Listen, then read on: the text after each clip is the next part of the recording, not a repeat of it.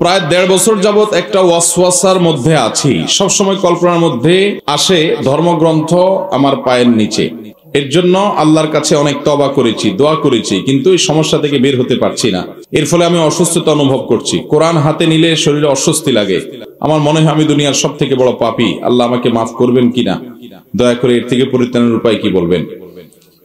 একটা আশ্চর্যের বিষয় হলো, এই রকম প্রশ্ন ইদানিং বিভিন্ন জায়গায় মানুষ করছে, যেগুলো আমরা অনেকে হয়তো কল্পনাও করতে পারি না যে এটা আবার কেমন প্রশ্ন। তার সবসময় মনে হয় যে কোরআন সে পায়ের নিচে পাড়াচ্ছে, এরকম তার দৃশ্য সবসময় মাথার সামনে ভাসতে থাকে। আল্লাহকে নিয়ে বাজে চিন্তা আসে, খারাপ চিন্তা আসে, খারাপ মন্তব্য আসে, খারাপ উক্তি তার মনে মনে আসে। অনেক সময় মুখ দিয়ে বের হয় তার নিয়ন্ত্রণের বাইরে, কিন্তু সে বুঝতে পারে ইমানদার, এই জন্য তার চোখের পানি চলে আসে, কান্না আসে যে এটা তো আমার ইমান নষ্ট করছে, এটা তো আমার নষ্ট হওয়ার মতো বিষয়। এই সমস্যাগুলো কেন হয় ভাইরা আমার? আমরা আমাদের সবচেয়ে বড় শত্রুকে আমরা চিনিও না, জানিও না, জানার চেষ্টাও করি না। কোরআনে আমাদের শত্রু হিসাবে যার কথা একবার নয়, দুইবার নয়, পাতায় পাতায় আল্লাহ বলেছেন, এবং যাকে আমাদের শুধু শত্রুই বলেন নাই, বলেছেন প্রকাশ্য শত্রু, আদু ও মুবিন, শয়তান। শয়তান কি দেখা যায়? কিন্তু আল্লাহ বলেছেন প্রকাশ্য শত্রু। কাহিনী কি? আমরা দেখি না, আল্লাহ বলছেন প্রকাশ্য শত্রু। কারণ শয়তান দেখা না গেলে কি হয়েছে, তার শয়তানি একেবারে দিনের আলোর মতো পরিষ্কার। শয়তানি আপনারা টের পান না? শয়তানি আপনারা টের পান না? ফজর নামাজের সময় উঠতে গেলে শরীরে একটু অলস অলস ভাব আসে না? কারণ কি?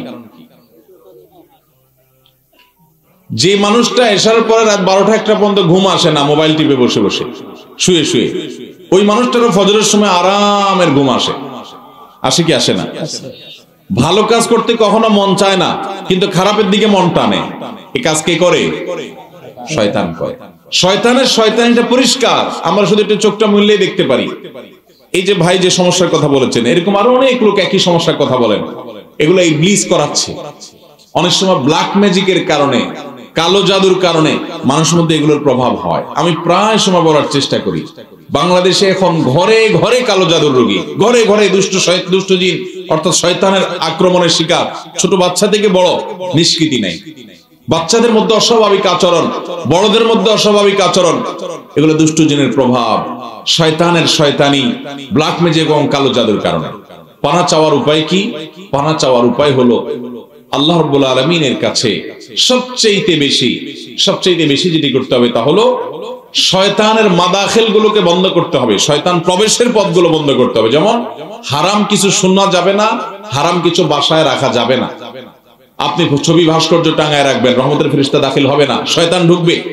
বিসমিল্লাহ ছাড়া ঢুকবেন, শয়তান সাথে ঢুকবে। হাদিসে আসছে বিসমিল্লাহ পড়ে ঢুকলে শয়তান ঢুকতে পারে না। শয়তান বলে তার দলবলদেরকে বলে, লা মাবিতা লাকুম, আজকে এই বাসায় থাকতে পারলা না, কারণ বিসমিল্লাহ পড়ে ঢুকছে।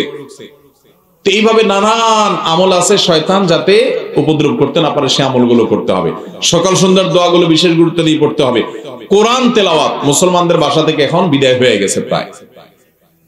গেছে প্রায়। আমরা কোরআন তেলাওয়াতের টাইম নেই এখন, মোবাইল টিপতে টিপতে কোরআন তেলাওয়াতের টাইম নেই। কোরআন তেলাওয়াতের পিছনে যত বেশি আপনি সময় দিবেন, যে বাসায় যত তেলাওয়াত হবে ওই বাসায় এসব সমস্যা থেকে দূরে সরবে। সূরা বাকারা তেলাওয়াত করে চালু করে রেখে দেন, ইনশাআল্লাহ এই সমস্ত সমস্যাগুলো আস্তে আস্তে কমবে। ভালো কোন রাকি কোরআনের আয়াতের আলোকে যিনি ঝাড়ফুঁক করেন তার শরণাপন্ন হন।